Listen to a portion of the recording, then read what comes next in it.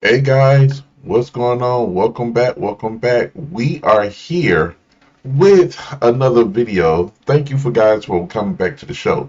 Listen, you guys know I have a podcast called No Games that is on my website.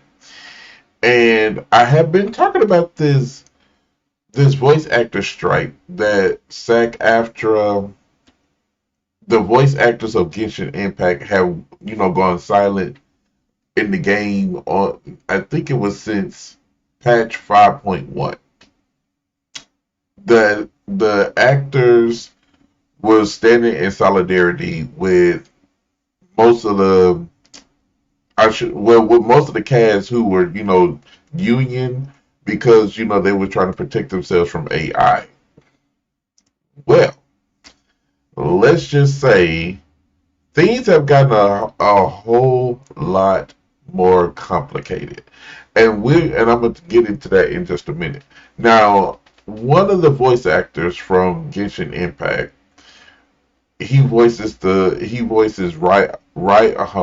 Ryosley, and he's from Fontaine. However, Joe has been explaining the whole entire Genshin slash SAG after, I guess, debacle, if you want to call it that, because the problem being, okay, there's another part to this that I'm gonna talk about, and it is the voice actors being in hot water. We're gonna get to that in a minute. But I did do a video on this whole situation that's gonna be in the next video about what the guy name is Joe. Not Joe. Is it? Yeah, no, John Takanashi. He's the new voice actor for Kenichi. He got a lot of backlash, but that's going to be in another video. This video right here is about the strike. Joe give us a whole lot about what's going on with the strike, and I will probably put a couple of clips in the video so you guys can actually see what was going on with Genshin at that point in time. And when I was talking about the strike and everything, because when I tell you guys that this whole thing is crazy, it is crazy. I stand with the voice actors, but after seeing this,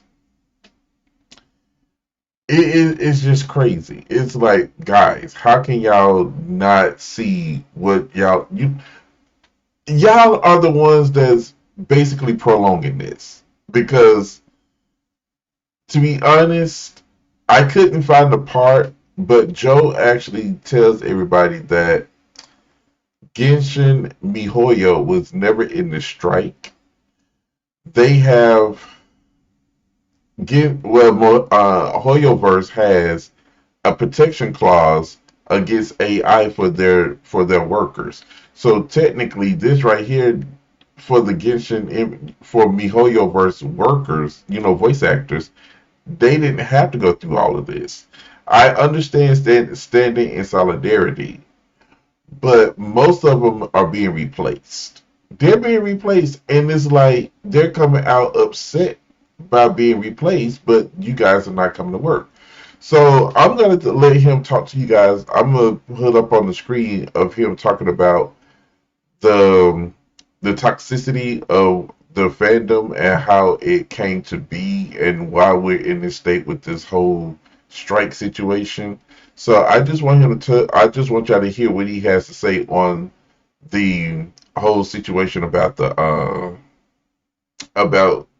toxicity of the fandom. And then what I'm gonna do is I'm gonna let y'all hear what I have to say about the whole nonsense about the voice actors going after John Takanashi, which I still stand with him.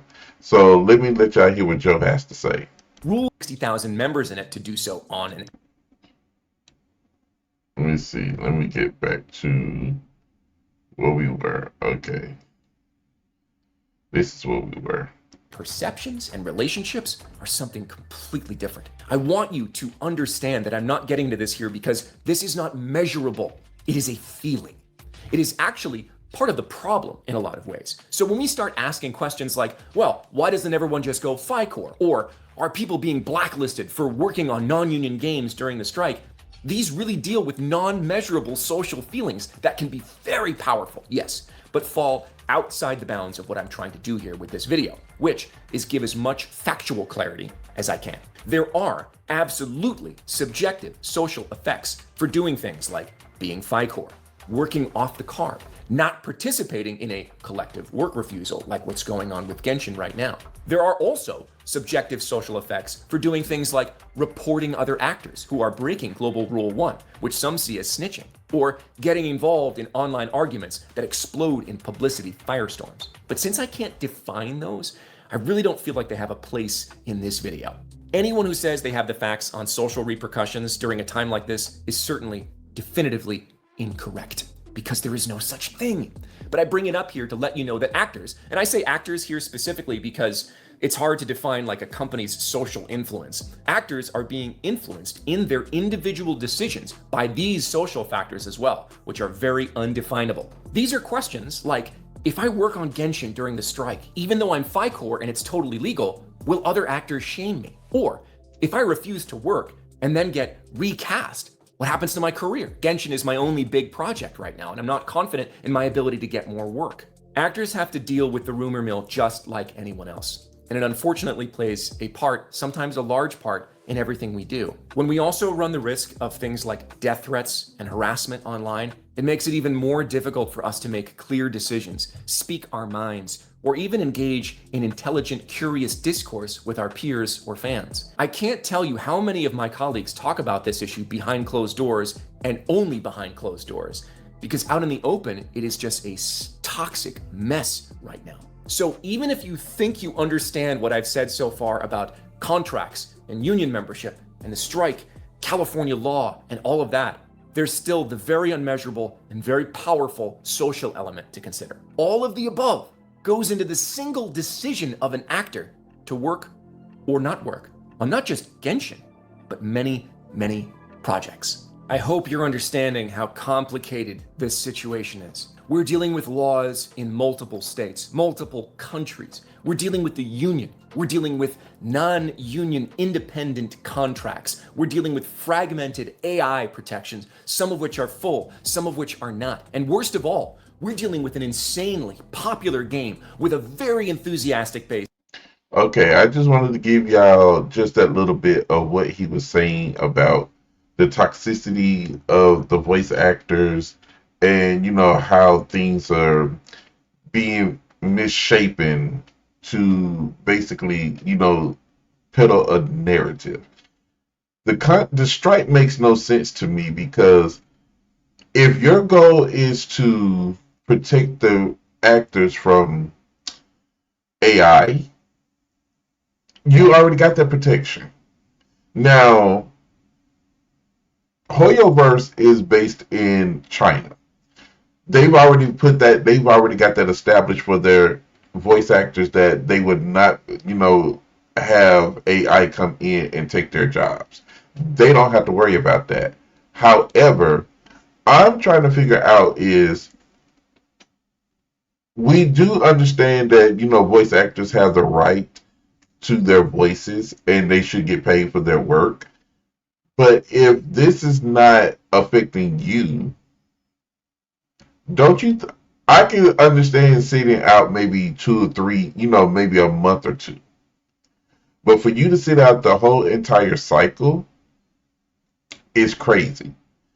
You lose the momentum of the strike when you lose the momentum of the strike when you sitting out for no apparent reason.